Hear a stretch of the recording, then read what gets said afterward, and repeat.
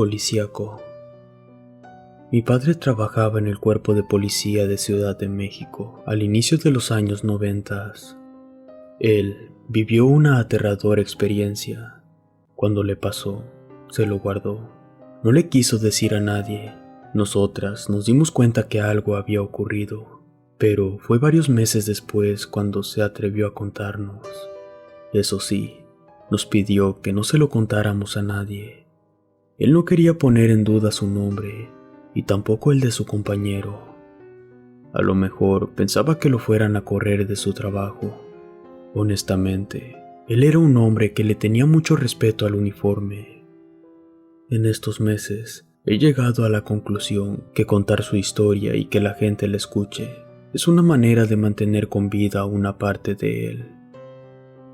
Mi padre pertenecía a la Policía Preventiva de Ciudad de México. Cuando tuvieron lugar los hechos, él se encontraba patrullando las calles de la colonia Guerrero, un lugar bastante conocido por sus niveles de inseguridad. Nosotros teníamos casa en los límites de esa zona, por lo que él se sabía de memoria todas las calles y los puntos rojos de las zonas conflictivas, además que él había vivido desde niño en la colonia. Una noche, después de una lluviosa tarde, mi padre junto con otro compañero daban la vuelta en una estrecha calle, cuando de pronto vieron a un sujeto sospechoso mirando hacia el interior de un coche estacionado. Ambos vieron el momento exacto en el que aquel hombre golpeó el cristal del vehículo en repetidas ocasiones, hasta que al tercer intento logró romperlo. Se aseguró de derribar todo el vidrio antes de meter la mano. Para ese entonces, mi padre ya había bajado de la patrulla.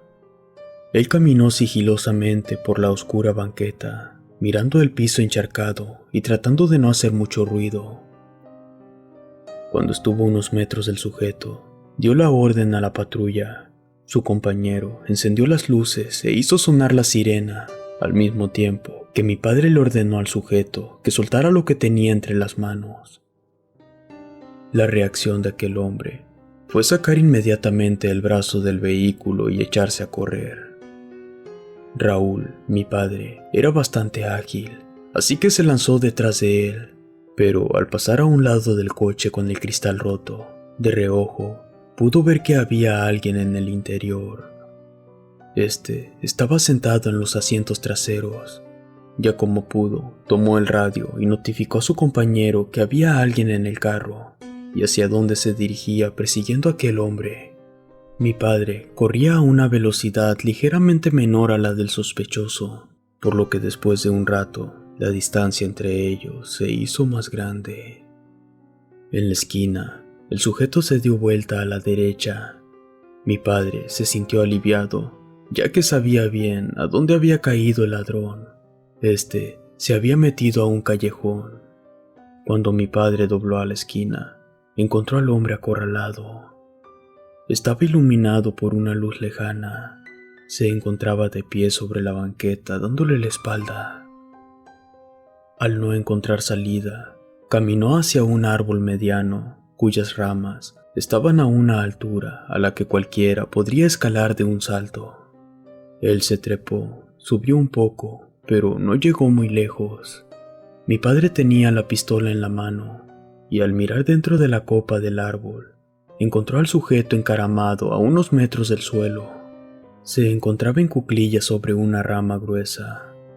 No se veía mucho, pero era evidente que aquel hombre no estaba poniendo resistencia. Además, no tenía a dónde ir. Al escuchar la sirena de la patrulla aproximándose, mi padre pidió por radio el refuerzo de su compañero y una linterna de paso. Y por más que se le gritaba al sospechoso, este no bajaba, pero tampoco se movía.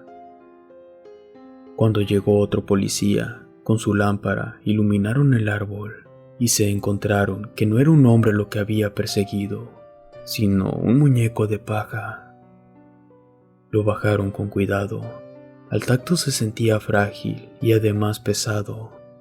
Recargaron al muñeco en el tronco de ese árbol. Lo examinaron. y era un objeto aparentemente inanimado.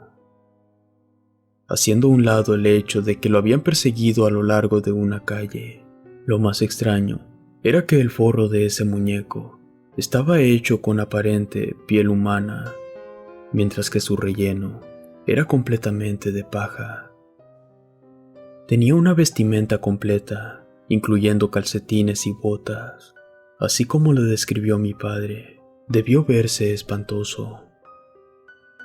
Probablemente exageró, pero mi padre dice que estuvieron horas discutiendo qué hacer con él. Los vecinos estaban asomados por las ventanas, pero nadie encendía sus luces. Los compañeros patrulleros acudieron al sitio, pero ninguno se quería acercar mucho, y mucho menos hacerse cargo. No podían arrestar y presentar ante el ministerio a un muñeco de paja, pero sí tenían que entregarlo al área responsable para que se hiciera una investigación, pues este estaba fabricado con restos humanos. La cajuela estaba llena de conos y señalamientos, por lo que tuvieron que subirlo a los asientos traseros. Lo acostaron doblándole las piernas. Rápidamente salieron en el vehículo, encendieron la sirena y abandonaron el callejón. Metros más adelante, el muñeco se sentó, recargándose en los duros asientos de la parte superior de la patrulla. Acercó su cabeza y sin abrir la boca, se escuchó una voz que más bien parecía venir de su pecho, en algún punto a la altura de su tórax. Raúl, ¿no quieres enseñarle a tus hijas el juguete que encontraste en la calle? Mi padre y su amigo pararon y bajaron rápidamente del vehículo espantados, y al asomarse con las linternas y las armas cargadas, vieron que ese muñeco no se movía. Pero aún así, él sabía el nombre de mi padre, y de alguna manera había concluido que era padre de 2 niñas. Su compañero sugirió con la voz entrecortada que lo fueran a tirar a un basurero, que ambos debían deshacerse de él. Mi padre accedió. Ya era muy de madrugada, entonces salieron de la colonia y se alejaron bastante del centro. Eso sí, todo el tiempo mirando por encima del hombro. El hombre de paja aún seguía tirado entre los asientos sin que ninguno de los 2 policías quisieran voltearlo o moverlo. Algo que nunca olvidó mi padre fue el olor que desprendía aquella cosa. Era una mezcla de paja y lodo podrido que jamás había percibido. Casi 30 minutos después, llegaron a un tiradero del oriente de la ciudad. Fueron cuidadosos de sus alrededores, y a las 2:40 de la madrugada, abrieron la puerta trasera de la patrulla. Con temor y cuidado, bajaron esa cosa y lo lanzaron a un montón de basura. El muñeco cayó hasta el piso. Mi padre y su compañero retrocedieron rumbo a la patrulla sin querer darle la espalda a esa horrible figura que permanecía boca abajo. Abandonaron el sitio, no sin antes notar que aquella figura se había levantado del suelo. Pero no pudieron verificar si les daba la espalda o los miraba fijamente. La luz de la luna solo mostraba su silueta, así que rápidamente salieron del lugar. Y al llegar a la base, omitieron dar detalles a sus compañeros, que también lo habían visto, y también ellos estuvieron de acuerdo en no hablar más del tema, y ni siquiera hacer preguntas. Pero la cosa no terminó ahí. Mi padre tenía grabado en su mente la vestimenta de ese sujeto, sus pantalones de mezclilla, sus botas negras, su camisa de color crema y su rostro sin forma. Este ser volvió a aparecer en la colonia, caminando por las calles solitarias, refugiándose siempre en las sombras. Mi padre sabía que era él. Se escondía sin que se le sorprendiera haciendo algo extraño, y siempre se comportaba de una manera sospechosa. Por mucho tiempo, mi papá estuvo obsesionado con ese caso, y a pesar de que no lo continuó con sus compañeros, él hizo su propia investigación. Pero siempre al seguirlo, Ese hombre de alguna manera se daba cuenta y se perdía de su vista. Quizá aquel día que lo arrojaron al basurero, la respuesta hubiese sido quemarlo o llevarlo a la iglesia para bendecirlo. Pero, quién sabe, mi padre ya murió hace poco tiempo y no quiso llevarse parte del secreto a la tumba, pues hay muchos detalles más sobre ese hombre que no quiso contarnos mi padre. Yo viví por mucho tiempo ahí, pero no recuerdo haber visto a ese extraño ser en su forma humana. Quizá por ser humano, nunca le puse atención.